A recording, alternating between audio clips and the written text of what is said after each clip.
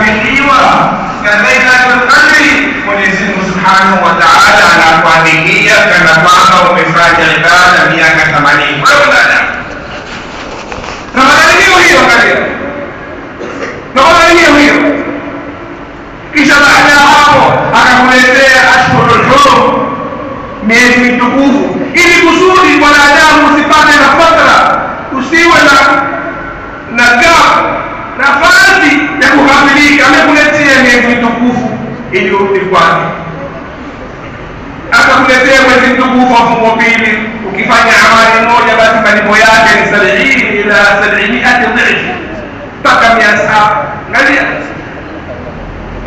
siku akuletea mfungo tatu, nalo tu sisi ametuletea mfungo tatu katika ashhurul hurum. Ndani ya mfungo tatu akatuletea siku tukufu ambayo ni yaumu Arafa. Yule ambaye atafunga siku moja ya Arafa, malipo yake yapi? Mtu kama huyo husamehewa madhambi ya miaka 2. Kwani Mungu ana haja ya kutuadhibu sisi tunapokuwa? Mungu anataka kutuadhibu sisi wallahi. Anatuletea ofa baada ya ofa, ofa baada ya ofa. Ramadhani usamehewa na jambo yote. Ilipoingia katika Lailatul Qadri ukaandikiwa umefanya ibada miaka 80. Ilipoingia Arafa ukaandikiwa wala huna madhambi kabisa, miaka 200 kuna madhambi. Watakaje bila Allahu Akbar. Baada tuko katika ashhurul hurum, miezi mitukufu ni kwa imani ambayo ibada yake tunapofanya basi malipo yake ni mengi sana. Baada ya mwezi huu wa mfungo tatu kuna mwezi mwingine wa Muharram, nao ni mwezi mtukufu. Matukufu juu ya matukufu juu ya matukufu. Huu ni Mungu wetu ambao kwamba anatufanyia sisi hayo, anatujali sisi hao binadamu. Dhalikumullahu rabbukum, huyo ni Mungu wenu. Kwa hiyo hakuna kiumbe ambaye kwamba ghali mbele ya Mwenyezi Mungu kuliko mwanadamu. Ndio hotuba yetu ya leo atuambia anta inda Allahi ghali. Wewe mwanadamu, wewe ni ghali sana mbele ya Mwenyezi Mungu Subhanahu wa Ta'ala. Wewe una thamani sana, wewe ni kitu ambacho kwamba umetukuzwa, wewe una daraja mbele ya Mwenyezi Mungu Subhanahu wa Ta'ala. Mwanadamu, Mungu amekutukuza. Miongoni mwa utukufu wa wanadamu wanaotukuzwa na Mola Subhanahu wa Ta'ala, Mwenyezi Mungu Subhanahu wa Ta'ala ameenda kumuumba mwanadamu kwa mikono yake mwenyewe. Allahu Akbar. Heshima na taadhim na daraja na karama ya mwanadamu juu ya viumbe wote. Walaqad karramna bani Adam. Mwanadamu, Mwenyezi Mungu hakusubiri wala hakutoa amri kun fayakun. Kuna vitu vinne ambao kwamba vimeumbwa na Mwenyezi Mungu mwenyewe kwa mikono yake. Wa amma sairu khalqi fahum makhluquna bikalimati kun fayakun. Ama viumbe vingine wote waliobakia wameumbwa na kun ya Mwenyezi Mungu, kuwa na ifahamu. Unaangalia hapana yanzuruna ila ilili kaifa khuliqat, kama yote Mwenyezi Mungu hakumwona kumuumba mwenyewe, ni kun fayakun. Lakini ilipofika sasa akamuumba mwanadamu khalifatal ardi, Mwenyezi Mungu Subhanahu wa Ta'ala hakusema kun fayakun kuwa mwanadamu. Anamwambia Iblis la'natullahi alayhi, qala ya Iblis ma mana'aka an tasjuda in amartuka, ma mana'aka an tasjuda lima khalaqtu bi yadayya, ma mana'aka an tasjuda lima khalaqtu bi yadayya. Jambo gani lilokuzuia wewe kutomsujudia kiumbe ambacho kwamba nimemuumba mwenyewe kwa mikono yangu mimi mwenyewe? Na ukisikia mikono Mwenyezi Mungu tusawiri katika vihini yako na mikono Mwenyezi Mungu na mikono yako, ni mikono yake Mwenyezi Mungu iliyorudia yake kwa ukubwa wake. bijalalihi wa adhamanihi, na ukubwa wake Mwenyezi Mungu Subhanahu wa Ta'ala. Mikono yake kimungu si mikono yake kama yangu na wewe.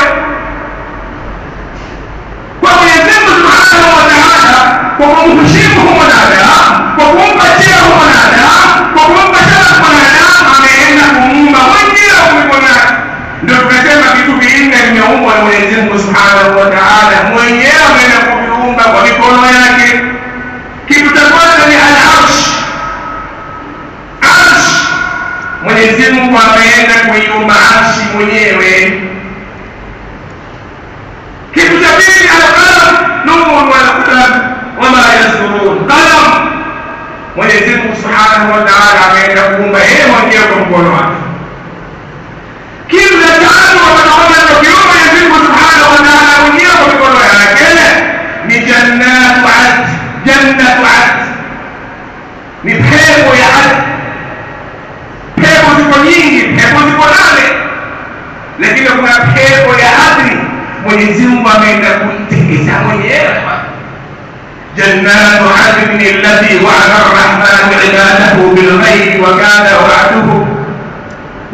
wa'du rabbih ma'tiya wa kana wa'duhu 'inda wa'duhu ma'tiya la yasma'una fiha lahwan illa kalama wa lahum rizquhum fiha bukratan wa 'ashiyya. Hiyo ndio jannatu adn. Mwenyezi Mungu ameenda kuiumba mwenyewe, akaitengeza mwenyewe, kontrakta ni Mungu mwenyewe. Hakusema kipepo basi ijengeni, hakuambia malaika wajenge pepo. Adni ameenda kuijenga mwenyewe. Tumsalie Mtume sallallahu alaihi wasallam. Allahu akbar. Ama kitu cha nne ambacho alichokiumba Mwenyezi Mungu Subhanahu wa Ta'ala mwenyewe ni mwanadamu. Ewe mwanadamu, jua kwamba wewe anta inda Allahi ghan. Wewe ni kiumbe ambacho kwamba kina thamani sana mbele ya Mwenyezi Mungu Subhanahu wa Ta'ala. Hebu ukaa ufikirie, ufahamu mwanadamu, kaa chini ujue kwa Mwenyezi Mungu amekutukuza. Ulimwengu mzima umesafirishwa wewe. Hili jua limeumbwa kwa ajili yako mwanadamu, ufaike nalo. Mimi nimeumbwa kwa ajili yako mwanadamu, ufaike nao. Ukate matunda, ukatue mbao, utengeze meza, utengeze viti, utengeze vitanda. Wewe ng'ombe kwenye nini mti? Mbao utamsaidia nini ng'ombe? Ni wewe. Ile bahari umeumbiwa mwanadamu ili ufaike na dhahabu na kawaliru zile zilizoko ndani ya bahari. Samaki na dhahabu haifanye nini? Jamani, hizi zote ulimwengu mzima ameumbiwa kwa mwanadamu akaidike nao. Na mwanadamu kama unawishi moja tu basi ibada ya Mwenyezi Mungu mwisho. Alam tarau anna Allah khalaqa as-samawati wal ard wa asbagha alaykum ni'amahu zahiratan wa batinah. Hawa vilioko mbinguni zote kwa huyu mwanadamu, vilioko mbinguni zote kwa huyu mwanadamu. Hata simba pia ameumbwa kwa ajili yako, ufaidike naye. Ngozi yake uuze upate thamani yake ili kufaidishe mwanadamu. Hebu kaa chini wewe kama namna hii. Ni kweli mwanadamu huyu ambaye amekuzwa kwa daraja yote hii kwa kumsahau Mungu, wa kukabilika mwanadamu huyu. Kisa nini? Eti niko na vigari viwili vitatu na nyumba mbili tatu na ishara tatu kimoja, niko hizo mama. Msikitini huonekani, katika ibada huonekani. Mungu alikutukuza mwanadamu, mbona hatukuoni msikitini? Watu walikuonisi nini ushughulika vijimali? Hivyo vijimali umali gani hapa? Umali hapa hao mali kwa sababu huonekani msikitini mwanadamu wewe. Kwa hiyo mali wewe wangapi ambao wana vijimali na tuko nao msikitini, hata kwa sababu mtu na kishati chake na kiabali chake, basi makampuni na makampuni anayo, lakini humkosi katika salati fajr. Wewe mwanadamu umekusahau eti mali ya kufanya mbio, umekusahau ifanye yote hii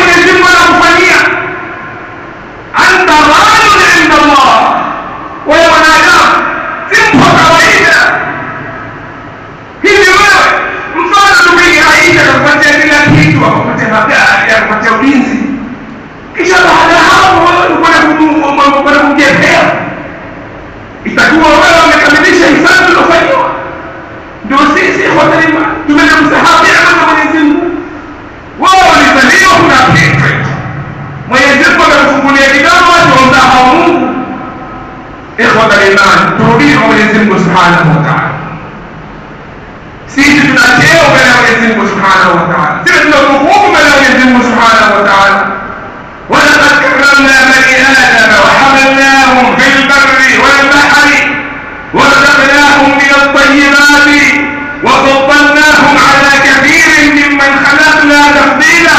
hizi zote Mungu mwenyewe ni sifa ambazo kwamba anazitaja ndani ya Qur'ani, sifa ya msifu huu wanadamu, neema aliyompa, ukarimu aliyompa, heshima aliyompa, cheo, utukufu, cheo. Wewe usifiwe na Mwenyezi Mungu kwa sababu samawati ni Qur'ani kifungulia kwa sifa zako, kisha wewe unakusahau. Siku nzima ikupite hata siku moja basi kumsujudie Mwenyezi Mungu na kushukuru yote mbele yako. Ili Mwenyezi Mungu akitaka kunyima kupokonya hiyo mali Mungu hawezi. Anakuuliza, wajiona una mali, una kila kitu, una mijigari. Mungu ni kwa hai bwana, ni kunzo ya Mungu. Nani anakuwa na mali kuliko Karuni? Mpaka watu wakatamani ya wailazana mithla ma utiya Qarun innahu ladhu hazzin adhim. Tutamani nasi tupate kama yeye anaombea Qarun. Qarun ana mali, ma inna mafatihahu latayumu bil'usbati ulil quwwa. Ikiwa funguo zake, funguo za mali zabebwa na mangamia. Wewe mali yako beba rangi na wewe beba funguo moja tu. Wajaa kama ni kumsahau Mungu. Mwenyezi Mungu alipotaka tarfata ain ma baina rawdati ain wa istibahatiha yuhawwilu Allah min halin ila hal. Huni Allah baina kufumba na kufumbua, usione wewe umepata. Msome Qarun alikuwa namna gani? Fakhasafna bihi wa bidarihi al-ardh, majumba yake yote yalikuwa na hazina na yeye mwenyewe na mali yake yote. Kufumba na kufumbua tu, tukambadilisha katika ardhi, hana mali, hayuko hayuko. Usikurike wanadamu, usikurike kuna kitu mbele yako. Ibn Adam, ama wallahi law alima al-anam lima khuliqu lama ghafaru wa nam. Hayatun thumma mautun thumma ba'thun wa mizanun wa ahwalun jisam wa nahnu idha umirna aw nuhina ka ahli al-kahfi ayqamun niyam. Allah. Hata katika vitatu basi nilipoona nikaenda msikitini, kuzidi kuna mazishini, kuna matangani, kuna harusini, huwazi, kuzidi nini. Mimi bwana mkabizi. Toka duniani. Si uhai hilo. Si uhai, kuna hali mbele yetu, kuna maisha mbele yetu. Watahduthu ni'matun min ba'di nuri wazifatu laysa yaktumha bukhuri watahmiluhu ar-rijalu ala quduri yuhawwalu an qaribin min qusuri muzakhrafatin ila bayti turabi. Bayti turabi ni nyumba yako, ni bandana kaburi. Kwa hiyo unapoonekana hadi popote, mtembele mtu yote, hakikani huko tuweke nini kwa gizi, hata gari pia umeweka ile nini ndio geuze tita zile. Usionekane ndani. Kupita kumwagia mtu nini matope. Nini kibri? Basi hiyo sio gari lako, gari ni mjeleza. Watahmiluhu ar-rijalu ala quduri. Fudur ndio gari lako kupelekwa katika mitwa. Allahu Akbar. Kwa ajili ya kupata imani, neema ambazo Mwenyezi Mungu ametumia maisha mengi.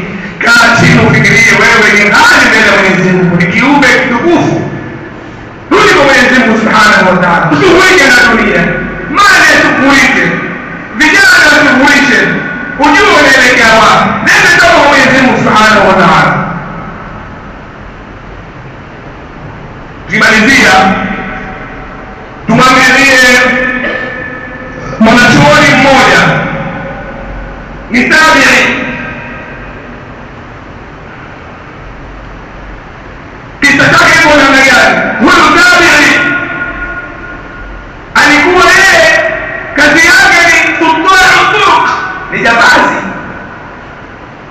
alinyang'anya watu mali, alikuwa akipenda sana wanawake, alikuwa ni mzinifu. Fudail ibn Iyad at-Tamimi at-Tabi'i, Fudail ibn Iyad, msome Fudail ibn Iyad, chukua ibra na mazingatio katika kisa cha Fudail ibn Iyad at-Tamimi. Tukwai tu katika majambazi, watu msafara wapita na mali yao, watu biashara zao, yasimama katika njiani, wapora mali, basi ndio biashara zao, kupokonya watu mali yao. Siku moja Fudail ibn Iyad at-Tamimi katika hali kama hiyo, amefanya biashara zake usiku, ni usiku kabisa, anafanya usiku yuelekea kwa mwanamke wake ambaye alikuwa akimpenda. Manake alikuwa haingii kwa mlangoni, alikuwa akipaka na ukuta, yatasallaqu al-judran. Fudail ibn Iyad ibn Tumum, siku moja iwapita Fudail ibn Iyad kwenye kazi zake, mara akamsikia mtu katika salatu tahajjud, iko qiyamul layl, yeye usiku kwa macho yuafanya kazi yake, na huna usiku kwa macho yuamrudisha Allah subhanahu wa ta'ala, wako kwa macho na wako usiku. Alipopita Fudail ibn Iyad, yuamsikia mtu yuasoma sura hadithi, alam ya'ni lilladhina amanu an takhsha'a qulubuhum li dhikrillah. Mzungu uleza nenda Qur'ani hivi, baada haujafika wakati wa waumini waogope Mungu. Lini hawa waumini wanaomwamini Mungu wataendelea mpaka saa mpaka lini hawa waumini? Baada wakati jamani haujafika tu Mungu anasema, baada haujafika wakati wa waumini wa nyuma wanaendelezwa na maasi. Lini wanarudi nyuma hawa waumini? Alam ya'ni lilladhina amanu an takhsha'a qulubuhum li dhikrillah. Watafanya ujambazi mpaka lini? Watawamia mpaka lini? Wataiba mpaka lini? Mpaka lini hawa waumini? Lini? Mpaka lini wakati wa usiku wangu waende mafia wametoka kwangu? Lini hawa waumini? Au lini na jamani? Fudail asikia maneno usiku tu mbele ya Mwenyezi Mungu, uko macho yonyenyekea Allah subhanahu wa ta'ala, salatu tahajjud, na mimi usiku na kadana kuiba kupora. Pale akaingiwa na moyo Fudail, kabla nyuma alimwambia Mwenyezi Mungu, shafika wakati Allah tayari kweli nifanya sasa hivi. Basi mimi wakati ushafika leo, lakini tayari mimi ama leo yangu tumsalie Mtume. Mara nyingi ndio Qur'ani ile mifano hukutumia wewe, hukuelezea wao fahamu lugha wa fahamu Qur'ani. Basi labda moyo wako mkamajiwe. Fudail kwa jamani yeye msafara kwa jamani, lakini aliposikia aya moja, watu waliposikia Qur'ani walikuwa wakilainika moyo wao. Sayyidina Umar radhiallahu anhu siku moja kwenye mifara yuwasalisha, akasoma sura Tur, wat-Tur wa kitabin mastur fi rabbin manshur wal baytil ma'mur والسقف المرفوع والبحر المسجور إن عدلة ربك لواقع ما له من دافع. hakuweza kuendelea mbele. Wallahi adhabu Mwenyezi Mungu itachuka. Hakuna mapamba kaenda kupambana na adhabu Mwenyezi Mungu, na hakuna mapamba kaenda kumziwia Mungu kuifanya hiyo adhabu. Adhabu Mungu iko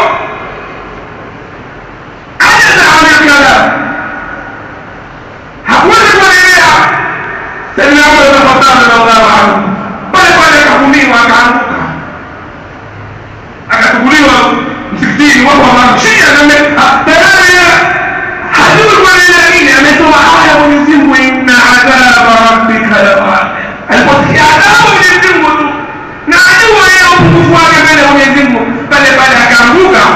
Sayyidina Umar radhiallahu anhu. Bwana Mtume sallallahu alaihi wasallam yuwasali salatu tahajjud alipofikia salamu qawlan min rabbir rahim wamtazu al-yawma ayyuha al-mujrimun, akawa anaikariri usiku mzima, wamtazu al-yawma ayyuha al-mujrimun, wamtazu al-yawma ayyuha al-mujrimun. Leo ndio siku ya watu kupambanuka, wale waovu na wazuri, leo ndio siku yao. Imma janna wa imma an-nar, fariqun fil jannati wa fariqun fis sa'ir. Ni leo siku ya kiyama. Rasulullah sallallahu alaihi wasallam akawa anakariri hata balla lihiyata, tusali mtume Fudail ibn Umar, na yeye aliwasikia Fudail ibn Umar iwasikia alam ya'ni lilladhina amanu wa takhsha qulubuhum li dhikrillah.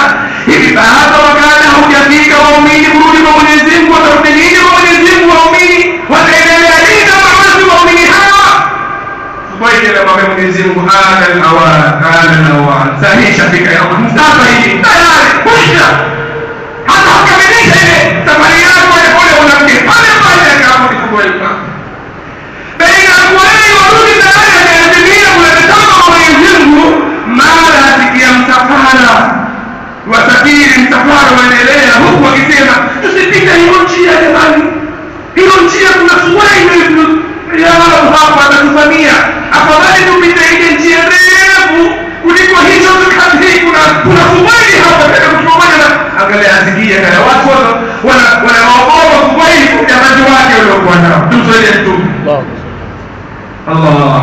Lakini Suwaibu huyo alipoamua sasa kutubia kwa Mwenyezi Mungu Subhanahu wa Ta'ala, akaazimia, akasafiri, akaenda katika ardhi ya Hijaz, akaenda Makkah, akatubia kwa Mwenyezi Mungu Subhanahu wa Ta'ala tauba ya kihakika, na akaamua kusoma Qur'an, akahifadhi Qur'an, na akawa ni mmoja katika maulama ambao wanaotegemewa kweli Riyadh at-Tamimi, na alikuwa jamasi mpaka ilikuwa wakati wake inajulikana kuwa mtu ambaye kwamba abidul haramain, amepewa jina la abidul haramain katika watu wa haramain Makka na Madina, anayeabudu sana na Mwenyezi Mungu sana ni Fudail ibn Iyad, kwa jambazi. Allahu Akbar. Katika zamani yake kabla karne ya pili, wanafunzi wake ni Imam Shafi'i na Ibn Hajar na wengineo. Fudail ibn Iyad at-Tamimi aliamua kurudi kwa Mwenyezi Mungu Subhanahu wa Ta'ala.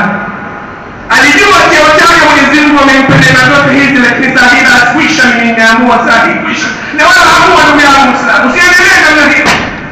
Maana tukufuri, maana tukushughulishe, maana tukufanya maadhimisho baada hapa utaenda kwa Mwenyezi Mungu ni kwa mjukumu mbali yako na ndio ya mwingine.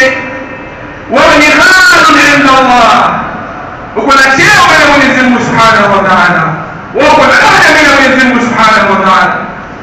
Kwa hiyo kwa imani Mungu anapenda sana, lakini sisi kwa wale wanaopendwa tunao sisi akili hiyo kwa kupendwa. Turudi nyuma kwa karibu, turudi nyuma na Mwenyezi Mungu Subhanahu wa Ta'ala. Uko tayari kupokea? Wallahu yuridu an yatuba alaykum, Mwenyezi Mungu mwenyewe anataka watu watubie kwa Mwenyezi Mungu Subhanahu wa Ta'ala. Idha atani yamshi atituhu harwalatan, fakimjilia mimi atembea Mwenyezi Mungu amkimbilia jamani. Wajibia vishawishi wa kidunia hivi kwa zamani, watu walikuwa na mali, tamshinda Uthman bin Affan mali yako, mbele yako pigia total yote katika milioni ngapi? Tamshinda Uthman bin Affan, msonda Uthman bin Affan alifanya mali yake, alikosekana katika salatu jamaa siku moja, alikosekana kusaidia Waislamu. Kwa nini usimwige Uthman bin Affan ukatumia mali yako kusaidia Waislamu? Waislamu wangapi wana haja na hamali? Kuna mayatima wangapi? Kuna maskini wangapi? Kuna mafukara wangapi? Kuna vijana wangapi wanaoa hawana mahali ya kuolea? Kwa nini tuwasimamie? Wao na wao mimi nasimamia vijana mimi nawaozesha. Hiyo ni neema ya wale ndio wale. Fizika tu wewe. Wao fizika tu, wafizika tu, bahili tu. wajua mwisho wake kwa namna gani? Fatukwa biha jibahuhum wa junubuhum wa dhuhuruhum, kisha kwa dalili hadha ma kanaztu li anfusikum fadhuqu ma kuntum taknizun.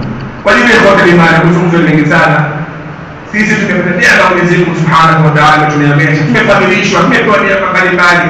Angalia kama tunavyoelezea tu kuanzia Ramadhani mpaka sasa, ndugu zangu Waislamu, tuletewa miezi mitukufu, miezi mitukufu, miezi mitukufu. Arafa, wafutwa madhambi, wafutwa madhambi, wafutwa madhambi, watakaliza ijaba. Lakini wanadamu hao hao kwamba yanatolewa hapa, kumbe hakuwahi kufunga Arafa. Kama bila nasi walisikia thamani ya Arafa, walisikia fadhila ya Arafa, lakini yeye hakuweza kufunga Arafa kwa sababu kubizi, kwa sababu ameshughulika. Nini kimemshughulisha? Dunia inamshughulisha. Kwa hiyo dunia isishughulishe kwa serikali, bali yeye tushughulike katika kumridhisha Mwenyezi Mungu Subhanahu wa Ta'ala. Mungu Mwenyezi Mungu Subhanahu wa Ta'ala tujalie min alladhina yastami'una al-qawla fayattabi'una ahsanahu. Allahumma arina al-haqqa haqqan warzuqna ittiba'ahu wa arina al-batila batilan warzuqna ijtinabahu bi rahmatika ya arhamar rahimin. Wa sallallahu ala sayyidina Muhammadin wa alihi wa sahbihi wa sallam. Walhamdulillahi rabbil alamin.